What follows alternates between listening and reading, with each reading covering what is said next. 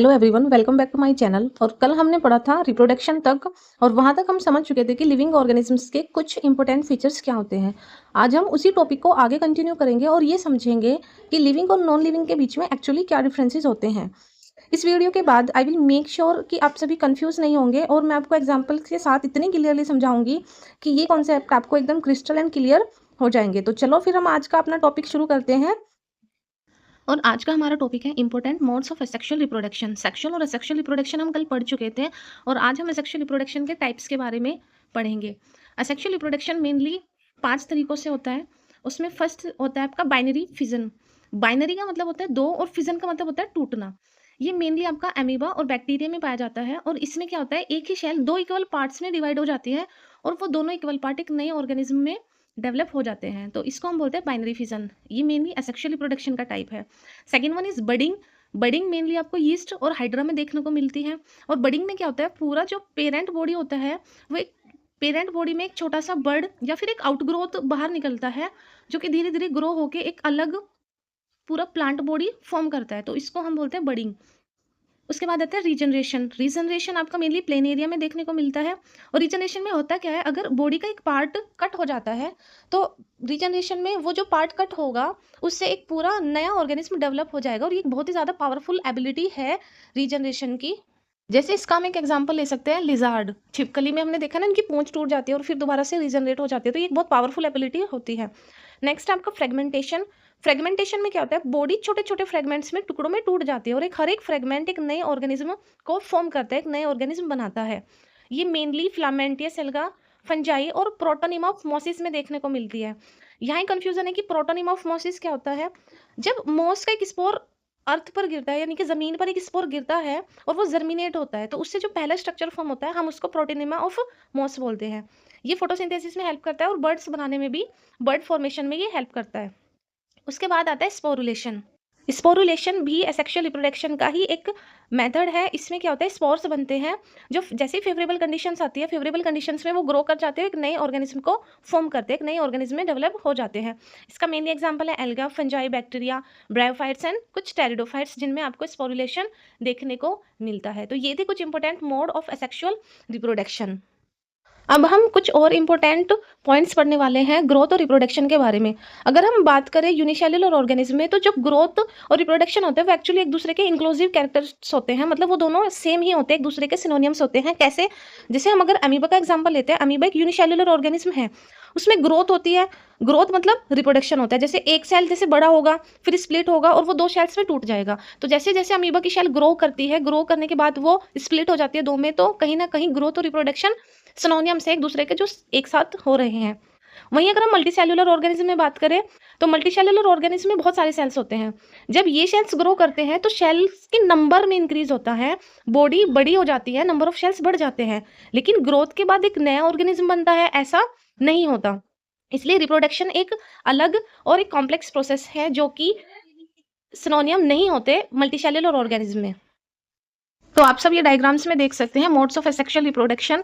आपको अच्छे से समझ आ जाएगा कि किस तरीके से एसेक्सुअली जब ऑर्गेनिज्म रिप्रोड्यूस करते हैं तो उनके कौन कौन से मेथड होते हैं, वो किस तरीके के दिखते हैं। इस डायग्राम को आप देखोगे और आपको अच्छे से इजीली ये सारी प्रोसेस समझ आ जाएंगी।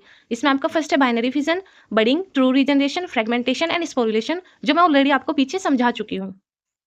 और अब इसी में नेक्स्ट है मेटाबॉलिज्म। मेटाबॉलिज्म क्या होता है, हमारी बॉडी में जितनी भी केमिकल रिएक्शंस होती हैं इनसाइड बॉडी, बॉडी के अंदर जो भी केमिकल रिएक्शंस हो रही है उन सबको हम कलेक्टिवली बोलते हैं मेटाबॉलिज्म। मेटाबॉलिज्म दो तरीके के होते हैं, एनाबॉलिज्म एंड कैटाबॉलिज्म। एनाबॉलिज्म में क्या होता है, जब सिंपल चीजों से कोई कॉम्प्लेक्स चीज का फॉर्मेशन होता है उसको बोलते हैं एनाबॉलिज्म, यानी कि formation of complex organic compounds from simpler inorganic compounds, उनको हम एनाबॉलिज्म बोलते हैं। जैसे इसका एग्जांपल है फोटोसिंथेसिस। तो उसमें क्या होता है, प्लांट्स सिंपल इनऑर्गेनिक सब्सटेंसेस को यूज करके अपना फूड बनाते हैं और इसमें एनर्जी यूज होती है। Second one is catabolism. Catabolism में क्या होता है, कॉम्प्लेक्स सब्सटेंस ब्रेक हो जाता है और एक सिंपल इनऑर्गेनिक कंपाउंड में वो टूट जाता है। जैसे उसका एग्जांपल है रेस्पिरेशन। रेस्पिरेशन में जो फूड होता है, ग्लूकोज, वो टूट जाता है, ब्रेक डाउन होता है और उसमें एनर्जी रिलीज होती है। ये आपका ह्यूमन रेस्पिरेशन का एग्जांपल है। हमारी बॉडी में कुछ रिएक्शंस ऐसी होती हैं जिनमें एनाबॉलिज्म और कैटाबॉलिज्म एक साथ होते हैं। ऐसे रिएक्शंस को एम्फीबोलिक रिएक्शंस कहते हैं। तो एम्फीबोलिक रिएक्शंस का मतलब होता है जिसमें कैटाबॉलिज्म और एनाबॉलिज्म दोनों एक साथ हो रहे होते हैं। ये मेनली होता है आपका ग्लाइकोलाइसिस और क्रेब्स साइकिल, जब आपका रेस्पिरेटरी पाथवे वो फॉलो कर रहे होते हैं तो मेनली आपका एम्फीबॉलिज्म देखने को मिलता है। तो हम कह सकते हैं कि मेटाबॉलिज्म एक इम्पॉर्टेंट फीचर है और ऑल्सो ये एक डिफाइनिंग फीचर है लिविंग ऑर्गेनिज्म का, क्योंकि जो मेटाबॉलिज्म होता है वो नॉन लिविंग ऑब्जेक्ट्स में देखने को नहीं मिलता है नॉर्मली। मेटाबॉलिक रिएक्शंस को हम बॉडी के बाहर भी डेमोन्स्ट्रेट कर सकते हैं with the help of various enzymes, और हम ऐसे रिएक्शंस परफॉर्म कर सकते हैं। वो रिएक्शंस लिविंग सिस्टम नहीं होती बट वो उनके जैसी होती है, यानी कि लिविंग सिस्टम का एक पार्ट हो सकती हैं। हम उनको अपनी समझने के लिए यूज़ कर सकते हैं। और नेक्स्ट टॉपिक है हमारा कॉन्शियसनेस। कॉन्शियसनेस क्या होता है? सबसे पहले हम कॉन्शियसनेस वर्ड का मीनिंग समझेंगे। कॉन्शियसनेस वर्ड का मतलब होता है कि हमारे आसपास का एनवायरनमेंट है, उसमें कोई भी चेंज हो रहा है तो उसके लिए कुछ भी फील करना या सेंस करना, इसको बोलते हैं कॉन्शियसनेस। सबसे पहले फर्स्ट पॉइंट है, it is the ability to respond to any stimulus. मतलब किसी भी स्टिमुलस की तरफ या स्टिमुली की तरफ हम जब रिस्पॉन्ड करते हैं तो उसको बोलते हैं कॉन्शियसनेस। स्टिमुली क्या होता है? कोई भी ऐसा चेंज या फिर कोई भी सिग्नल जो हमें रिएक्ट करने के लिए मजबूर कर दे उसको हम स्टिमुली बोलते हैं। जैसे किसी भी गर्म चीज़ को अगर हम टच करते हैं तो हमें तुरंत हाथ हटाना पड़ता है, तो उसमें अगर किसी भी जो भी गर्म चीज़ है वो एज अ स्टिमुली काम कर रही है, और जब हम अपना हाथ हटाते हैं तो वो हमारा रिस्पॉन्स होता है। It is also called sensitivity. हम एक इन्वायरमेंट में रहते हैं और उस इन्वायरमेंट में होने वाले किसी भी चेंज को हम किस तरीके से फील करते हैं, इसी को हम सेंसिटिविटी बोलते हैं। कॉन्शियसनेस एक बहुत ऑब्वियस और एक मोस्टली टेक्निकली कॉम्प्लिकेटेड प्रोसेस है। ऑब्वियस कैसे है? क्योंकि ये इजीली विजिबल है।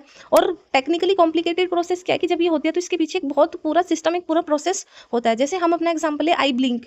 जब हम आई ब्लिंक करते हैं या फिर कोई भी गर्म चीज़ पर अगर हमारा हाथ टच कर जाता है तो हम तुरंत हाथ हटा लेते हैं। तो हमने सिर्फ देखा कि हमारा हाथ टच हुआ और हमने हाथ हटा लिया, लेकिन हाथ हटाने के पीछे एक पूरा का पूरा प्रोसेस था जो कि हम नहीं देख पाए। तो ये एक ऑब्वियस और टेक्निकली कॉम्प्लिकेटेड प्रोसेस है। कॉन्शियसनेस सभी लिविंग ऑर्गेनिज्म में प्रेजेंट होता है, चाहे वो आपका यूनिसेलुलर हो या फिर मल्टीसेलुलर हो। कॉन्शियसनेस एक बहुत ही इंपॉर्टेंट एज वेल एज एक डिफाइनिंग फीचर है सभी लिविंग ऑर्गेनिज्म की, क्योंकि ये नॉन लिविंग ऑब्जेक्ट्स में देखने को नहीं मिलती। कोई भी नॉन लिविंग ऑब्जेक्ट किसी भी आसपास हो रहे चेंज की तरफ रिस्पॉन्ड नहीं करता। ये सिर्फ मेनली हम कह सकते हैं कि ह्यूमन बींग्स में ही एक ऐसे स्पेशल कैरेक्टर्स प्रेजेंट होते हैं जिनको हम बोलते हैं सेल्फ कॉन्शियसनेस। ये हमें अवेयर बनाते हैं कि हमारे इन्वायरमेंट के चारों तरफ क्या हो रहा है, उस चीज़ के लिए अवेयर करते हैं और हमें पावर देते हैं जिसमें हम डिफ्रेंशिएट कर पाते हैं between what is right and what is wrong. Last में अब हम बात करने वाले हैं सेलुलर ऑर्गेनाइजेशन की। सेलुलर ऑर्गेनाइजेशन का मतलब क्या होता है कि बॉडी जो होती है वो शेल से मिलकर बनती है और एक प्रॉपर ऑर्डर फॉलो करती है step by step structure form करने में। जैसे शेल की बात करें तो सेल स्मॉलेस्ट स्ट्रक्चरल और फंक्शनल यूनिट होती है बॉडी की, और बहुत सारी सेल मिलकर फॉर्म करते हैं टिश्यू। टिश्यू देन फॉर्म करते हैं organ, then organ system and organism. Cellular organisation एक इंपॉर्टेंट और एज वेल एज एक डिफाइनिंग फीचर है किसी भी लिविंग ऑर्गेनिज्म का, क्योंकि cellular organisation mainly non living objects में प्रेजेंट नहीं होता। तो ये थे कुछ defining and non defining feature between living and non living. हम एज ए समरीज को याद कर सकते हैं। अब तक जो हमने पढ़ा, सबसे पहले हमने पढ़ा ग्रोथ। क्या ग्रोथ एक डिफाइनिंग फीचर था लिविंग ऑर्गेनिज्म के लिए? नहीं, क्योंकि ग्रोथ नॉन लिविंग ऑब्जेक्ट्स में भी प्रेजेंट होती है। जैसे अगर हम बात करें माउंटेन्स और क्रिस्टल्स की, वो भी ग्रो करते हैं, तो वो एक लिविंग फीचर नहीं थी। As well as for reproduction, कुछ लिविंग ऑर्गेनिज्म लिविंग बींग्स होते हैं जो रिप्रोड्यूस नहीं कर पाते बट वो लिविंग होते हैं, तो ये भी आपका लिविंग फीचर नहीं था, डिफाइनिंग फीचर नहीं था for living and non living. उसके बाद हमने मेटाबॉलिज्म, कॉन्शियसनेस और सेलुलर ऑर्गेनाइजेशन पढ़ा, जो कि ये वेरीफाई करता है कि हाँ ये सब डिफाइनिंग फीचर है फॉर बीइंग लिविंग और नॉन लिविंग, क्योंकि ये फीचर सिर्फ और सिर्फ लिविंग ऑर्गेनिज्म में प्रेजेंट होते हैं, ना कि नॉन लिविंग में। तो ये था आज का पूरा कॉन्सेप्ट। अगर आपको इजीली अब आप आइडेंटिफाई कर पाओगे कि कोई भी लिविंग है या नहीं। Thank you. अब हम मिलते हैं नेक्स्ट वीडियो।